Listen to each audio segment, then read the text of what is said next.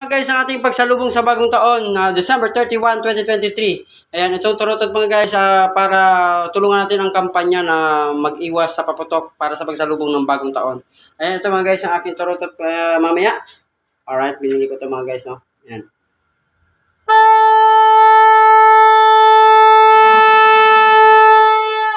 Oh, di ba? Oh, hindi ka na ingay ka na ngayong bagong taon. Safe ka pa mga guys sa pagsalubong. 'Di ba? Iwas paputok para hindi tayo masugatan, iwas disgrasya sa lahat ng pagkakataon. Ayan, magturotot na lang tayo.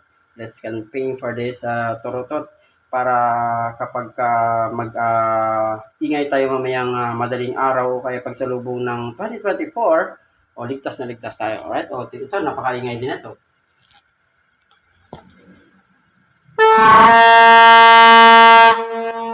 Oh, parang barko, di ba? Ayos.